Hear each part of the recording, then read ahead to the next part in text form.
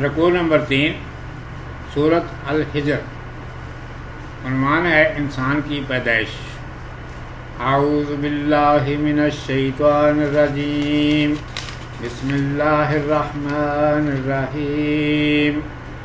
وَلَقَدْ خَلَقْنَا الْإِنسَانَ مِنْ صَلْصَالٍ مِّنْ حَمَإٍ مَّسْنُونٍ وَالْجَانَّ خَلَقْنَاهُ مِنْ قَبْلُ مِنْ نَارِ السَّمُومِ۔ اور ہم نے آدمی کو کھنکھناتے سنے ہوئے گارے سے بنایا ہے، اور جان کو اس سے پہلے ہم نے لو کی آگ سے بنایا۔ صلصال بجنے والی مٹی، ٹھیکرے کو کہتے ہیں، وہ مٹی جو سوکھ کر سخت ہو جائے اور اس پر کچھ مارو تو بجنے لگے۔ ہماؤن سڑی ہوئی کیچڑ، مسنون پانی میں ملا کر گارا بنائی ہوئی۔ اسم مفعول ہے، سین نون سے سنانا کے معنی ہیں پانی ڈالنا۔ جان جنوں کا باپ، جیسے آدمیوں کے باپ آدم ہیں، اسی طرح جنوں کا باپ جان ہے۔ انہی میں سے جو بہت سرکش ہیں ان کا سرگنا ابلیس ہے۔ ارشاد ہے کہ سنو، ہم نے پانی اور مٹی ملا کر گارا بنایا اور گارے کو خوب سڑنے دیا، اور اس سے آدم علیہ السلام کا پتلا بنایا۔ پھر گرم ہواؤں نے اسے سکھایا، اس کے بعد حرارت کی تیزی سے وہ پک گیا اور ہوا کے لگنے سے کھن کھن بجنے لگا۔ اس سے پہلے ہم جنوں کے باپ جان کو بنا چکے تھے، اس میں ہوا کی حرارت کی شدت نے سب کو جلا دیا تھا اور شعلہ نکلنے لگا تھا۔ اسی شعلے جیسی لپٹ سے اس کا جسم بنا تھا اور جل جلا کر مٹی کا اثر اس میں سے مٹ چکا تھا، لیکن آدم علیہ السلام کے پتلے کو حرارت بالکل نہ جلا سکی، صرف اسے پکا کر ٹھیکرا بنا دیا۔ مطلب یہ ہے کہ انسان میں مٹی کا پورا اثر باقی رہا، یعنی سختی اور بوجھ دونوں اس میں رہ گئے۔ سختی کی وجہ سے وہ آنکھوں سے دکھائی دینے لگا، بوجھ کی وجہ سے وہ زمین کے اوپر اپنے آپ نہ اٹھ سکا۔ جنوں میں مٹی کے سارے اجزاء جل کر آگ کا شعلہ بن گئے، اسی آگ کے شعلے سے ان کا بدن بنا، جس میں نہ سختی ہے نہ بوجھ ہے۔ اسی لیے جن نہ دکھائی دیتے ہیں اور نہ زمین سے اونچا ہو کر اڑنا ان کے لیے کچھ مشکل ہے۔ فرشتے اس سے بھی لطیف چیز یعنی نور سے بنے ہیں۔ فرشتوں کو حکم، وَإِذْ قَالَ رَبُّكَ لِلْمَلَائِكَةِ إِنِّي خَالِقٌ بَشَرًا مِّن صَلْصَالٍ مِّنْ حَمَإٍ مَّسْنُونٍ فَإِذَا سَوَّيْتُهُ وَنَفَخْتُ فِيهِ مِن رُّوحِي فَقَعُوا لَهُ سَاجِدِينَ۔ اور جب تیرے رب نے فرشتوں سے کہا کہ میں ایک بشر بناؤں گا کھنکھناتے سنے ہوئے گارے سے، پھر جب اس کو ٹھیک کر لوں اور اس میں اپنی جان میں سے پھونک دوں تو اس کے آگے سجدہ کرتے ہوئے گر جاؤں۔ بشرن ظاہر علامتوں والا صفت کا صیغہ ہے، بے شین رے سے بشرا۔ ان جسمانی علامتوں کہتے ہیں جو آنکھ سے نظر آئیں۔ بشر وہ مخلوق ہے جس کا جسم اور اس کی کیفیت، مثلا مڑنا توڑنا پڑنا وغیرہ آنکھوں سے نظر آئے۔ جنوں و فرشتوں کا جسم اور اس کی علامتیں آنکھ سے نظر نہیں آتی، اس لیے وہ بشر نہیں۔ سب وہی تو ٹھیک کر لیا، میں نے ماضی کا صیغہ ہے۔ یہ تسویتن جس کا مادہ سین واو یہ ہے، سوا ان کے معنی برابر کے ہیں۔ تسویتن اجزاء کو اپنے اپنے ٹھکانے سے برابر برابر جما دیں، ٹھیک اپنی جگہ پر بٹھا دیں۔ روح جان، آدمی میں ظاہری بدن کے علاوہ ایک چیز اور ہے جس سے وہ زندہ ہو جاتا ہے، اور جب یہ نکل جاتی ہے تو بدن مردہ ہو جاتا ہے، یہی روح یا جان ہے۔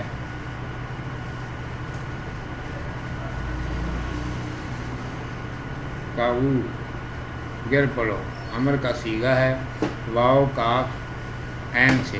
وقع کے معنی گر پڑنا، واقعہ، موقع، وقوع وغیرہ اسی سے بنے ہیں۔ ارشاد ہے کہ اللہ تعالیٰ نے فرشتوں سے کہا کہ میں ایک مخلوق مٹی سے پیدا کر رہا ہوں، جب اس کا بدن ٹھیک تیار ہو جائے گا تو اس میں اپنے حکم سے روح داخل کروں گا، اس وقت تم سب اس کے آگے سجدے میں گر پڑنا، جو اس بات کی علامت ہوگی کہ تم سب اس کی بہتری کے لیے اس کی مدد کرو گے اور اس کی حفاظت کرو گے۔ سرکش ابلیس۔ فسجد الملائکۃ کلھم اجمعون الا ابلیس ابى ان يكون مع الساجدين قال يا ابلیس ما لك الا تكون مع الساجدين قال لم اكن لاسجد لبشر خلقته من صلصال من حمأ مسنون۔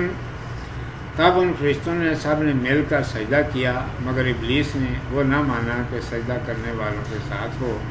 فرمایا اے ابلیس تجھے کیا ہوا کہ تو سجدہ کرنے والوں کے ساتھ نہ ہوا؟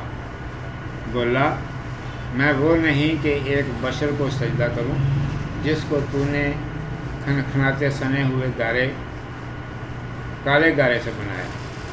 جب وہ مٹی کا بدن ہر طرف سے درست ہو گیا اور اس میں ہم نے اپنی روح داخل کر دی تو سارے فرشتے مل کر اس کے سامنے ہمارے حکم کے مطابق سجدے میں گر پڑے، لیکن ابلیس جو جنوں میں سے تھا اور اپنی اطاعت اور عبادت کی وجہ سے فرشتوں کے اندر جا ملا تھا، فرشتوں کے ساتھ آدمی کو سجدہ کرنے میں شریک نہ ہوا۔ اللہ تعالیٰ نے اس سے پوچھا کہ اے ابلیس کیا وجہ کہ تو نے فرشتوں میں مل کر رہتے ہوئے میرے حکم کی تعمیل نہ کی اور ان کے ساتھ آدم کے سامنے سجدہ نہ کیا؟ ابلیس بولا کہ اس ادنا مخلوق کے سامنے میں اور سجدہ کروں؟ اس کو آپ نے سڑی ہوئی مٹی کے کالے گارے سے میرے سامنے بنایا، میں اسے اپنے سے برتر کیسے مان لوں؟ کم وقت یہ نہ سمجھا کہ میرا پہلا فرض اپنے خالق اور رب کا حکم بجا لانا ہے۔ آقا کے قطعی حکم کے بعد بندے کی مجال نہیں کہ فرما برداری میں چوں چرا کرے۔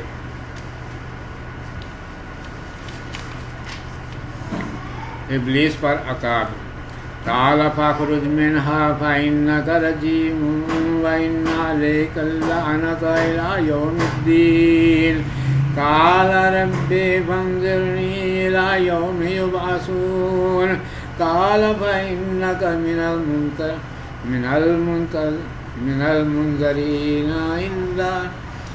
المنظرين إلى يوم الوقت المعلوم۔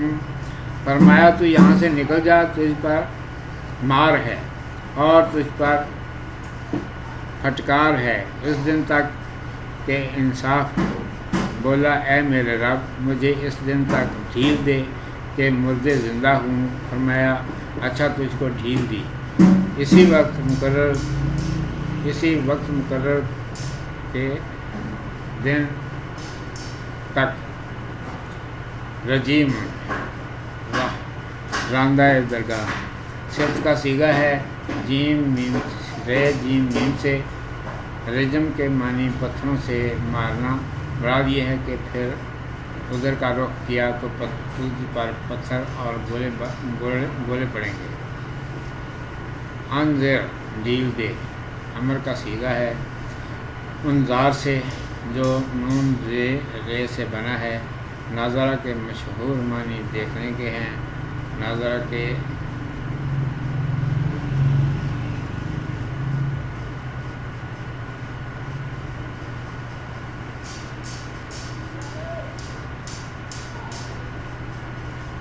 نظر کے معنی ہیں نظر کے آگے چھوڑے رکھنا۔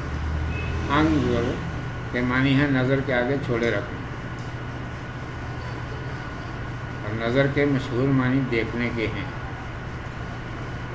یب آسون زندہ کیے جائیں، مضارع کا صیغہ ہے بے عین سے باآسا کے معنی اٹھا کھڑا کرنا، یہاں اس سے مراد مردوں کا زندہ کیا جانا ہے۔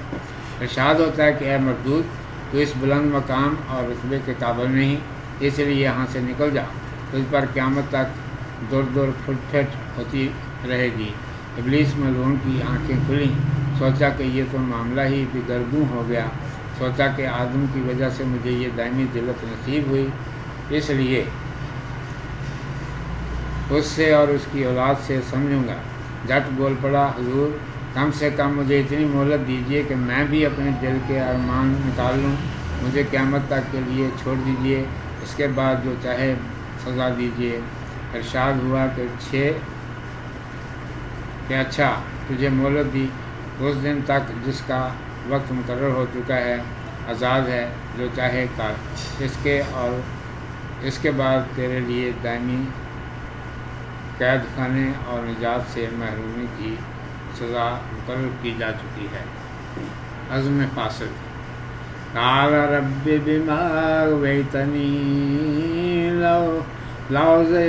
लअज़य्यनन्न लहुम फ़िल अर्ज़ि वलअग़वियन्नहुम अजमईन इल्ला इबादक मिनहुमुल मुख़लसीन। क़ाल हाज़ा सिरातुन अलैया मुस्तक़ीम।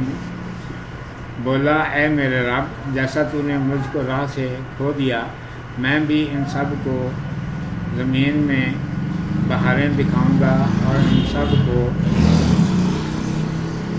राह से खो दूंगा, मगर जो तेरे चुने हुए बंदे हैं। फरमाया,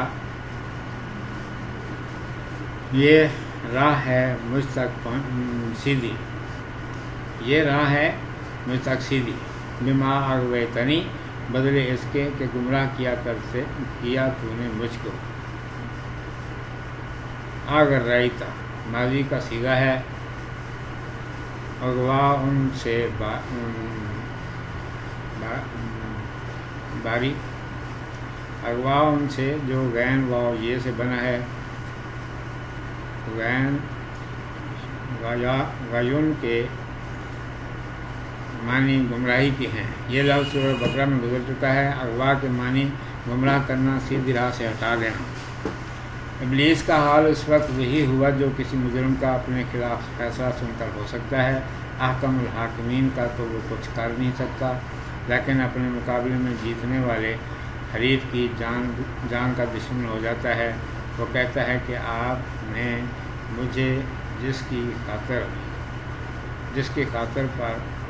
जिसकी खातर रांदा दरगाह किया है,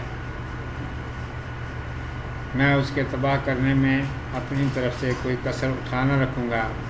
आपके बरगुज़ीदा बंदों पर तो मेरा पास नहीं चल सकेगा, लेकिन औरों को सीधी राह से हटाने में जान तोड़ कोशिश करूँगा। मैं इनके सामने इस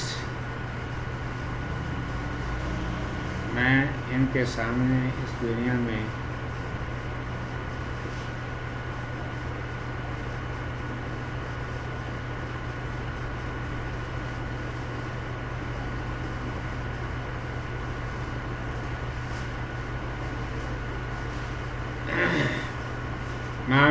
इस दुनिया पानी की चीज़ों को इस कदर सजा के पेश करूँगा कि अच्छे अच्छे लोग इन पर टूट पड़ेंगे, और फिर अलग खड़ा होकर तमाशा देखूँगा कि हर एक कितनी तेज़ी से उनकी तरफ झपट रहा है।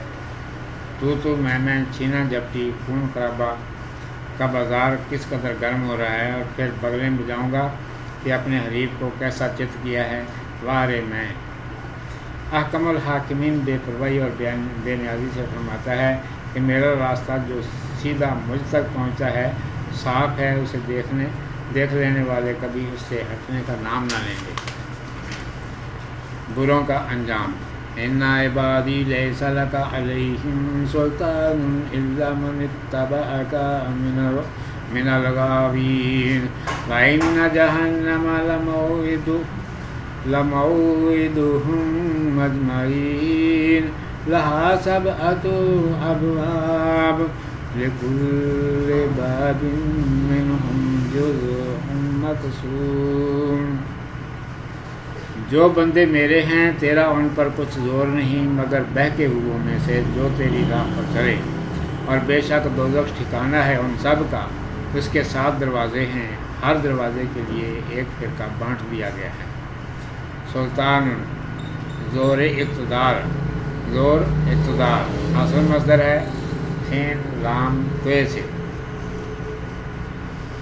جس کے معنی غلبے کے ہیں یا وہ چیز جس سے غلبہ حاصل ہو، جیسے فرمان حکومت، پروانہ وغیرہ۔ ارشاد ہے کہ جو میرے سچے اور خالص بندے ہیں ان پر تیرا کچھ زور نہیں چلے گا۔ ایسے لوگ بھی تجھے مل جائیں گے جو تیرے کھیل اور کرتب دیکھ کر تیرے پیچھے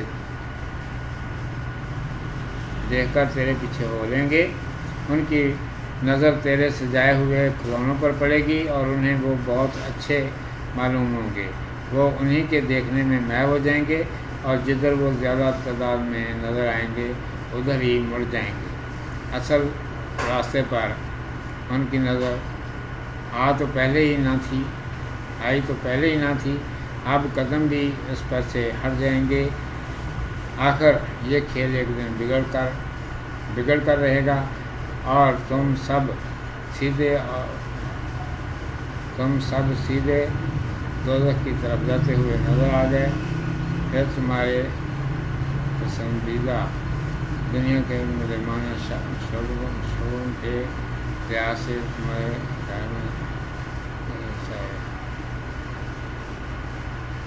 مظلمانہ شغلوں کے لحاظ سے تمہارے گروہ بن جائیں گے، اور ہر گروہ کے لیے دوزخ کے 7 دروازوں میں سے ایک دروازہ مخصوص ہو جائے گا، اور ہر گروہ اپنے اپنے دروازے سے جہنم رسید ہوگا۔ مشرکوں کا دروازہ، سرکشوں اور مال مستوں کا دروازہ، چوروں اور دھکے بازوں کا دروازہ، ڈاکوؤں اور قاتلوں کا دروازہ، رشوت پرستوں اور زناکاروں کا دروازہ وغیرہ وغیرہ۔